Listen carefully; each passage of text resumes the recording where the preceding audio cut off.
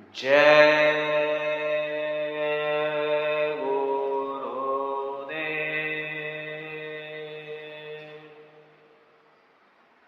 एक बार महाराज जी ने बताया, अपने घर छोड़ने के बारे में परम पूज्य स्वामी जी महाराज जी बताया करते थे कि माँ बाप का साया सिर से उठ जाने के बाद माँ को दिए गए वचनों की चिंता रहा करती थी। एक दिन खिन्नता में बिना कपड़ा पहने गांव से निकलकर भड़थना रेलवे फाटक पर आ गए। गांव के एक व्यक्ति ने मुझे पहचान लिया। उसको पकड़ने के डर से मैं रेलवे की पटरी पकड़कर भागने लगा। मुझे ऐसा लग रहा था कि जैसे वह मेरा पीछा कर रहा है। मैं पूरी तरह घबराकर भाग रहा था। कई बार गिर भी पड़ा, खून भी बहने लगा। अंत में भागने में मैं सफल रहा। भागते भागते शाम हो रेलवे स्टेशन आ गया। निकट के मुरैना गांव में रिश्तेदारी थी। रिश्तेदारों ने भी पहचान लिया। मैं छिपकर रेलगाड़ी पर सवार हो गया और कानपुर पहुंच गया। कुछ दिन अनाथालय में बिताया। थोड़ी बहुत पढ़ाई भी की। एक सेठ जी जो बड़े धनी मानी और निसंतान थे, हमारी सुंदरता और सौम्यता पर रीझ गए और अपने घर ले गए। मुझे बेटे की तरह रखा। कुछ दिन बाद जब यह समझ में आया कि हम तो यहाँ दौलत में फंस जाएंगे, माँ के वचनों का क्या होगा, बहाना बनाकर निकल लिए। खितौरा आ गए। ढूंढते ढूंढते सेठ जी भी आ गए।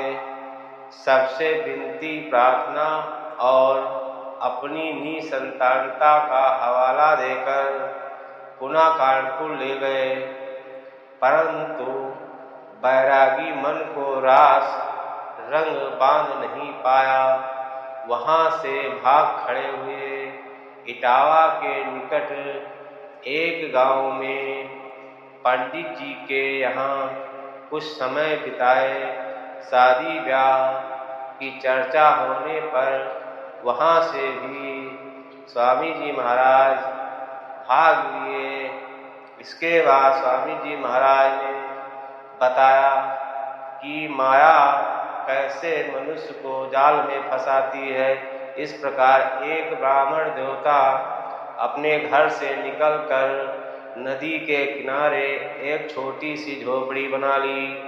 वहाँ पर प्रभु का चिंतन करने लगे। रोज स्नान करते, रोज अपनी लुंगी सुखाने के लिए छोड़ देते। लुंगी को रोज चूहे काट दिया करते थे। रोज महाराज जी अपना स्नान करते, रोज लुंगी सुखाने के लिए छोड़ देते।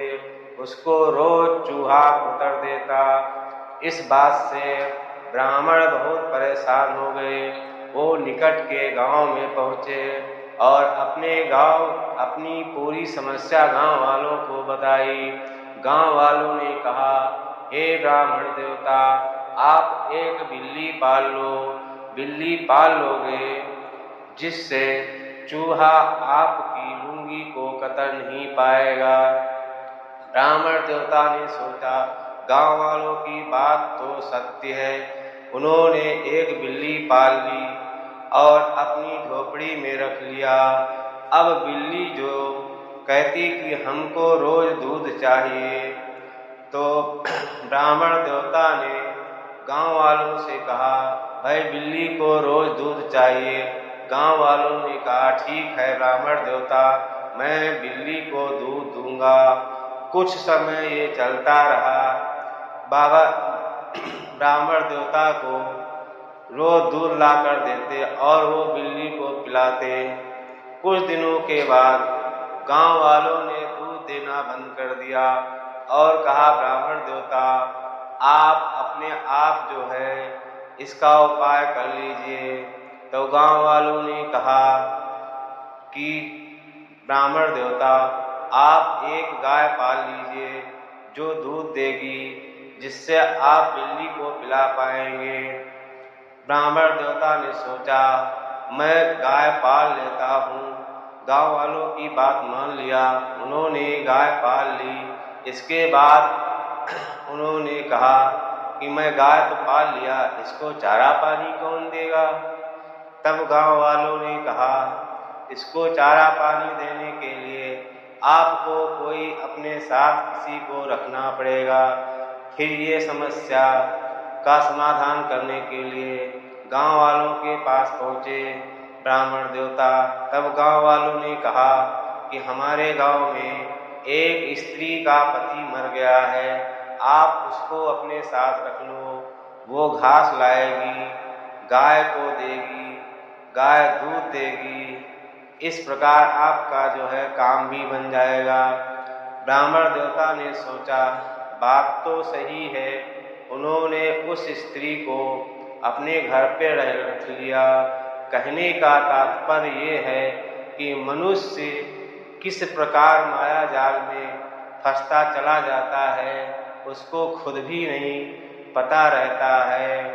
इस तरह ये मनुष्य का जीवन सरल और स्वभाव परमात्मा को प्राप्त करने के लिए मिला है, जिसे मनुष्य व्यर्थ ही न गंवाए। कहने का तात्पर्य ये है, कलयुग केवल नाम आधारा, सुमिरि सुमिरि नर उतरई पारा। इस मनुष्य शरीर की योनि में आकर आप परमात्मा को, अपनी जीवात्मा को सरल रूप से, साधारण रूप से जगा सकते हो। जैसे कि सतयुग में हजारों करोड़ों वर्ष की तपस्या करते थे लोग, तब कहीं परमात्मा से मिल पाते थे। त्रेता में हजारों वर्ष की यज्ञ किया करते थे, यज्ञ भगवान से खुश होकर तब परमात्मा से लोग मिल पाते थे। द्वापर में मूर्ति पूजा की जाती थी, मूर्ति पूजा करने के लिए हजारों वर्ष लग जाते थे। मूर्ति पूजा करने के लिए कभी आज पैर जागृत होता, कभी हाथ जागृत होता, कभी चेहरा जागृत होता। इस प्रकार पूरी मूर्ति हजारों वर्ष में जागृत होकर तब आपको दर्शन दे पाती, तब आप परमात्मा से मिल पाते। कलयुग में केवल आपको नाम का जप करना है। ये नाम किसी सच्चे महात्मा के पास पहुंच जाओ, वो आपको रास्ता बता देगा। सुलभ है, सरल है, सच्चा है, सब कर सकते हैं। जवान कर सकते हैं, बच्चे कर सकते हैं, बूढ़े कर सकते हैं, किसी को कोई कठिनाई नहीं। सब परमात्मा से मिल सकते हैं, सब अपनी जीवात्मा को जगा सकते हैं। इस तरह प्रभु से मिलने का, सच्चे गुरु से जाके आप मिल लीजिए, आपको कोई ना कोई गुरु रास्ता बता देगा परमात्मा से मिलने का, इस जीवात्मा को जगाने सा। जय